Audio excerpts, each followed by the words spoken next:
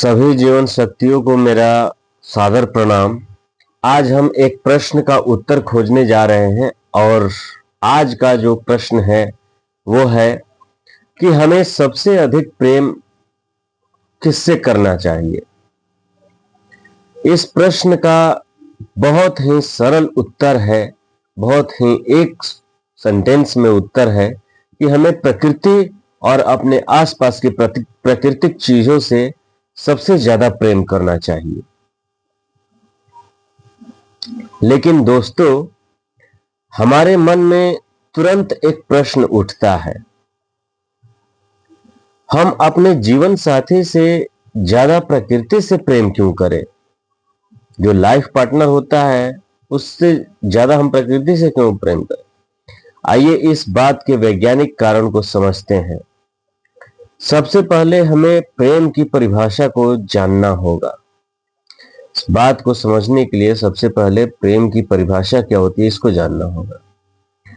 प्रेम वह ऊर्जा है जिसके द्वारा हम उस बिंदु की ओर आकर्षित होते हैं जो स्वयं अत्यंत शांत,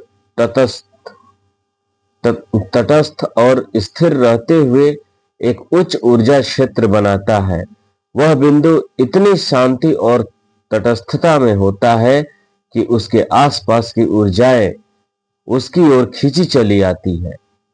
वह बिंदु हर ऊर्जा को संतुलित करता है, नियंत्रित करता है और अपने पास आने वाली हर ऊर्जा में शांति फैलाता है, क्योंकि वह स्वयं मौन और शांत है।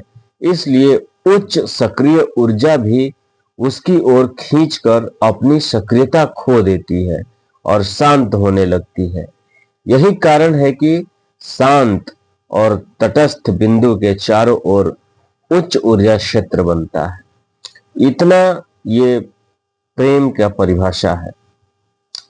मेरे प्रिय मित्रों, क्या आपने कभी आम के पेड़ या किसी भी पेड़ के नीचे बैठकर देखा है? आपने क्या महसूस किया कि कुछ अजीब हो रहा है? आपने क्या महसूस किया? मुझे यकीन है शांति, सुरक्षा और सुकून आपको मिला होगा जब किसी आम के पेड़ के नीचे आपने बैठा। क्या आप जानते हैं ऐसा क्यों होता है? क्योंकि आप प्रकृति के बेहद करीब आ जाते हैं। आम का पेड़ जो है, आम के पेड़ के नीचे आप बैठते तो प्रकृति के बहुत करीब आ जाते हैं। और जब आप प्रकृति के करीब होते हैं तो नियमानुसार आप अंदर से शांत, स्थिर और मौन हो जाते हैं। और जब आप शांत होते हैं तो आप अपने चारों ओर ऊर्जा का एक शांत प्रकाश फैलाने लगते हैं। जब आपके मित्र आपके पास आते हैं तो उन्हें आपके आसपास शांति, स्थिरता और सुकून महसूस होने लगता है।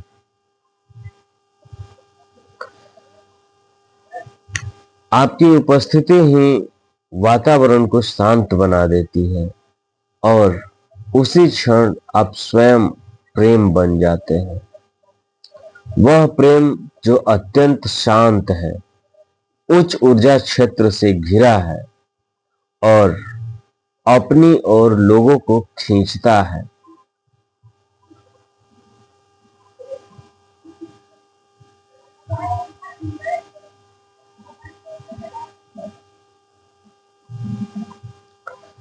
अंत में सभी जीवन शक्तियों को मेरा हृदय से धन्यवाद।